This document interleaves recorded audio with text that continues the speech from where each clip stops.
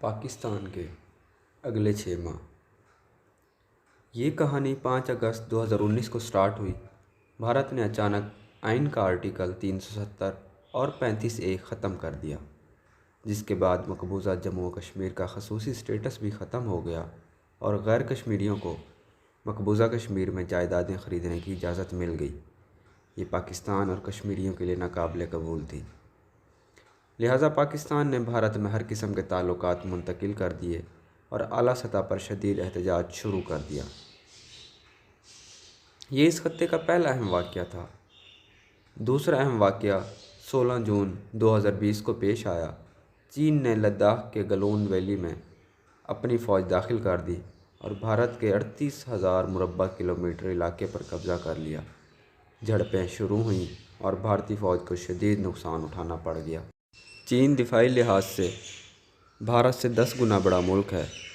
भारतीय हुकूमत परेशानी में पाक भारत सरहद से अपनी फ़ौजें इंडो चाइना बॉर्डर पर शिफ्ट करने पर मजबूर हो गईं। यूँ 1965 के बाद पहली मर्तबा पाकिस्तान और भारत की सरहद पर दोनों साइडें पर फ़ौजें बराबर हो गईं। हम अगर आज भारत पर हमला कर दें तो भारत के लिए मुकाबला करना मुश्किल हो जाएगा। क्योंकि एक तरफ चीन उसे दबा लेगा, दूसरी तरफ पाकिस्तान उसे हिलने नहीं देगा। ये 1962 जैसी सूरत हाल है। अयूब खान के दौर में अक्टूबर 1962 में चीन और भारत के दरमियान जंग शुरू हो गई थी। जवाहरलाल नेहरू को खतरा था पाकिस्तान इसे सूरत हाल से फ़ायदा उठाएगा। चुनांचे भारत ने अमेरिका के ज़रिए अयूब खान से गारंटी ली थी, पाकिस्तान मौका का फ़ायदा नहीं उठाएगा। आज भी आपको दर्जनों लोग मिल जाएंगे जो ये कहते हैं हम 1965 की बजाय 1962 में भारत से जंग लड़ी होती तो कश्मीर हमारा होता। बहरहाल माजी है, हम उसे छोड़ देते हैं और 16 जून 2020 की तरफ आते हैं। चीन ने ना सिर्फ इंडो चाइना बॉर्डर गर्म कर दिया बल्कि अपनी फ़ौज का बड़ा हिस्सा भी वहाँ शिफ्ट कर दिया, जिसके बाद भारत भी अपनी फ़ौजें, तोपें, मिज़ाइल और टैंक शुमाल में ले जाने पर मजबूर हो गया। ये सूरत हाल पाकिस्तान के लिए आइडियल थी। भारत के दिफाई तज्ज़ियाकारों का ख्याल है चीन ने पाकिस्तान को सपोर्ट देने के लिए अपनी फ़ौजें हमारी सरहदों पर बिठाई हैं और हमारे पास अब 2 ऑप्शन हैं। हम पाकिस्तान के साथ साथ चीन से भी लड़ना शुरू कर दें या फिर हम चीन और पाकिस्तान दोनों या किसी एक मुल्क के साथ अपने ताल्लुकात ठीक कर लें। भारत को दूसरा ऑप्शन सूट करता है क्योंकि भारत में कश्मीर और मिज़ोरम दोनों अंदरूनी फ्लैट्स पॉइंट्स हैं। इंडिया की आधी फ़ौज वहाँ तैनात है और आधी पाकिस्तानी सरहद पर, और ये अब अगर चीन से भी जंग छेड़ लेता है तो ये मुआशी तौर पर तबाह हो जाएगा। चुनांचे इसके पास एक ही ऑप्शन बचता है, ये चीन या पाकिस्तान या फिर दोनों से डायलॉग शुरू कर दे। चीन ने अपनी पोजीशन से पीछे हटने से इनकार कर दिया।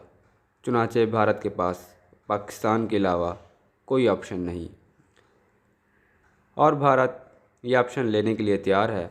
भारत की खुफिया एजेंसी रा ने दिसंबर 2020 में पाकिस्तान के आला इंटेलिजेंस एजेंसी से रब्ता किया और दोनों मुल्कों के दरमियान डायलॉग की पेशकश की। ये पेशकश वज़ीर आज़म के सामने रखी गई और यूँ वज़ीर आज़म की इजाज़त से डायलॉग शुरू हो गया। पाकिस्तान को चीन के सदर शी जिनपिंग की आशीर्वाद भी हासिल थी। शी जिनपिंग का मशवरा है पाकिस्तान कश्मीर पर अपनी हिकमत अमली बदल ले, ये इसे फ़ौज की बजाय इंसानी हकूक़ और अखलाकियात का इशू बना दे और अपनी सारी तवानाइयाँ मुआशी बेहतरी पर लगा दे। पाकिस्तान अगर मुआशी ताकत बन गया तो कश्मीर ख़ुद ब खुद पाकिस्तान को मिल जाएगा। चीन का मशवरा दुरुस्त है, हमें वाकई अपनी मईशत पर तवज्जो देनी चाहिए। हम मुआशी तौर पर डिफ़ॉल्ट के करीब हैं और हमारे लिए इंतहाई ख़तरनाक है। चुनांचे पाकिस्तान ने भारत की पेशकश कबूल कर ली। खुफिया मुज़ाकरात शुरू हो गए। 2 माह तक दोनों एजेंसियां मुज़ाकरात करती रहीं। दुबई में मुलाकातें भी हुईं। फिर भारत के नेशनल सिक्योरिटी एडवाइज़र ब्रजीत दोवल भी मुज़ाकरात में शामिल हुए और 3 फ़ैसले हो गए। पहला फ़ैसला, दोनों मुल्क किसी यूरोपीय मुल्क या अमेरिका को मुज़ाकरात में शामिल नहीं करेंगे। ये मुज़ाकरात सिर्फ़ और सिर्फ पाकिस्तान और भारत के दरमियान होंगे और कोई तीसरा फ़रीक इसमें शामिल नहीं होगा। दूसरा फ़ैसला, भारत آرٹیکل 35A واپس لے لے گا اور پاکستان 370 کے اخراج کو قبول کر لے گا۔ اور تیسرا فیصلہ، دونوں ملک سیاحت، تجارت، راہداری، سیاچین، سرکریک اور سرحدی مسائل کے حل کے لیے ورکنگ گروپس بنائیں گے۔ یہ گروپس فیصلے کریں گے اور ان فیصلوں پر عمل درآمد شروع ہو جائے گا۔ اس بار دونوں ملکوں میں کچھ بھی ہو جائے لیکن یہ گروپس نہیں ٹوٹیں گے اور مذاکرات جاری رہیں گے، اور دونوں ملک کشمیر پر 3 سال بعد اپنے مذاکرات شروع کریں گے۔ یہ فیصلہ بھی ہوا، بھارت تعلقات کا آغاز کرے گا اور پاکستان اس کا مثبت جواب دے گا۔ چنانچہ نریندر مودی نے 23 مارچ 2021 کو عمران خان کو خط لکھ دیا۔ عمران خان نے 30 مارچ کو مثبت جواب دے دیا اور 18 مارچ کو army chief general Qamar Javed Bajwa نے نیشنل سیکیورٹی ڈائیلاگ کی تقریب سے خطاب کرتے ہوئے کہہ دیا، پاکستان اور بھارت ماضی بھلا کر آگے بڑھیں۔ پاکستان نے اگلا قدم اٹھاتے ہوئے 31 مارچ کو بھارت سے تجارت کھولنے کا بھی اعلان کر دیا۔ یہ اعلان قوم کے لیے حیران کن تھا۔ حکومت پر دباؤ آیا اور حکومت نے اگلے ہی دن یہ اعلان واپس لے لیا، لیکن اعلان کی واپسی کے باوجود مذاکرات کا سلسلہ جاری رہا۔ اب بھارت کی طرف سے ہاتھ بڑھا دیا گیا ہے، پاکستان یہ ہاتھ تھام لے گا اور یوں کسی بھی وقت پاکستان اور بھارت کے درمیان مذاکرات شروع ہو جائیں گے۔ میں یہاں یہ بھی بتاتا چلوں، ان مذاکرات کے معاملے میں فوج اور سول حکومت دونوں 50 سال بعد ایک ہی پیج پر ہیں۔ Army chief general Qamar Javed Bajwa اپنی ریٹائرمنٹ اور عمران خان اپنی مدت پوری ہونے سے پہلے پاکستان اور بھارت کے تعلقات کو نیا موڑ دینا چاہتے ہیں۔ یہ یورپ کی طرح دونوں ملکوں کی سرحدیں کھولنا چاہتے ہیں، اور یہ خواہش غلط نہیں۔ ہمارے پاس بھارت سے تعلقات ٹھیک کرنے کے علاوہ کوئی چارہ نہیں۔ لڑائی دنیا کے کسی مسئلے کا حل نہیں ہوتی، مسائل کا حل ڈائیلاگ ہی ہوتا ہے۔ اور پاکستان اور بھارت نے 73 سال بعد بہرحال یہ حکمت مان لی، ہمیں بھارت کے ساتھ ساتھ اپنے داخلی مسائل بھی حل کرنا ہوں گے، اور میں اپنی معلومات کی بنیاد پر قوم کو چند اہم معلومات خبریں دینا چاہتا ہوں۔ پہلی خبر حکومت ہے۔ حکومت کو اب اپنا بوجھ خود اٹھانا ہوگا۔ اسٹیبلشمنٹ اب حکومت کو اندھی سپورٹ نہیں دے گی۔ حکومت اگر چلی جاتی ہے تو یہ چلی جائے، لیکن پارلیمنٹ اور سسٹم نہیں جائے گا، یہ چلتا رہے گا۔ دوسری خبر، حکومت اور اپوزیشن کی پارلیمانی کمیٹی بن رہی ہے۔ کمیٹی میں تمام سیاسی جماعتوں کی نمائندگی ہوگی۔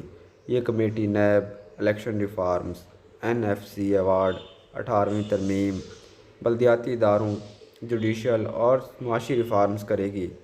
یہ ریفارمز ہونے کے بعد کوئی گورنمنٹ انہیں نہیں چھیڑ سکے گی۔ یہ پاکستان کا فائنل فیوچر ایجنڈا ہوگا۔ یہ کمیٹی نیب ختم کر دے گی۔ تیسری خبر، ریاست 90 کے علاوہ کراچی شہر میں MQM کو دفتر کھولنے کی اجازت بھی دے رہی ہے، لیکن الطاف حسین پر تاحیات پابندی رہے گی، اور MQM کا جو بھی لیڈر ان سے رابطہ کرے گا اس کا سیاسی مستقبل ختم ہو جائے گا۔ چوتھی خبر، ریاست نے تحریک لبیک پاکستان کو سیاسی دھارے میں شامل کرنے کا فیصلہ کر لیا ہے، لیکن یہ مستقبل میں سڑکیں بند نہیں کرے گی اور 18 اپریل جیسے واقعات نہیں دہرائے گی۔ چنانچہ میرا خیال ہے TLP مستقبل میں پنجاب کی تیسری بڑی سیاسی جماعت ہوگی، اور یہ 2023 میں PTI یا نون لیگ کے ساتھ مل کر حکومت بنائے گی یا پھر بھرپور اپوزیشن ثابت ہوگی، لیکن اس کا انحصار اس کی قیادت کے رویے پر ہے۔ یہ اگر اپریل کی تاریخ دہرائے گی تو پھر ختم ہو جائے گی۔ اپریل میں ان کے رابطے تحریک پاکستان اور داعش کے ساتھ بھی شروع ہو گئے تھے، اور بھارت اور یورپی طاقتیں بھی اسے سپورٹ کرنے کے لیے تیار ہو گئیں، لیکن ہمارے خفیہ اداروں کو یہ اطلاعات مل گئیں اور ایجنسیوں نے TLP کی قیادت کو یہ بتا دیا۔ قیادت نے اگر اس وارننگ کو سیریس لے لیا تو TLP ایک بڑی سیاسی فورس بن جائے گی، ورنہ یہ ختم ہو جائے گی۔